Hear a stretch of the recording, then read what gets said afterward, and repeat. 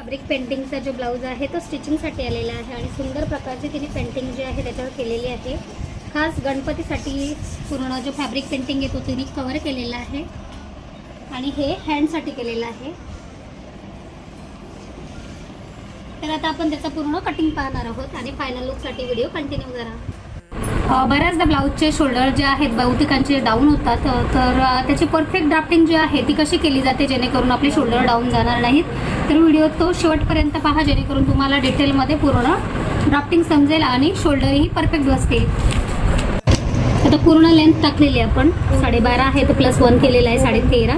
त्यानंतर शोल्डर टाकलेला आपण 6.5 इंच, गळ्याची रुंदी घेतलेली त्यामध्ये 3.5 इंच, मुंडा टाकलेला आपण 5.5 इंच, मुंड्याचे 2 शेप दिलेले, एक आणि अर्धाचा, बॅकसाठी 1.5 इंचाचा जाणार आहे। हे पुढच्या गळ्याची उंची जी आहे ती टाकलेली 5.5 आणि गळ्याची रुंदी घेतलेली 3.5 इंच।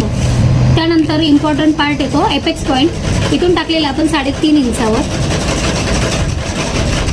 इथून टाकलेलं आहे 3.5 इंचावर। त्यानंतर घेतलेला आहे 1 इंच, जो प्रिन्सेस कटचा शेप जाणार आहे आपला तो टाकायचा आहे। वरती घेतलेला आहे 4 इंचावर, इथे टाकलेलं कमरेचा 4था +3 इंच आणि इथे घेतलेला आहे छातीचा 4था +2 इंच।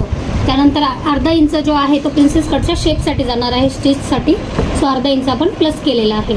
त्यानंतर प्रिन्सेस कटचा शेप जो आहे तो 4 वरनं प्रॉपर मुंडामध्ये गेला पाहिजे। तर अशा प्रकारचं परफेक्ट असं आपल्याला ड्राफ्टिंग इथे करून घ्यायचं आहे। देन आपल्याला इथे अर्धा इंच डाऊन जायचं आहे शोल्डर। बऱ्याचदा जो डाऊनचा प्रॉब्लेम होतोय शोल्डरचा, तर तो इश्यू इथे होणार नाही आहे, अर्धा इंच डाऊन करायचा आहे।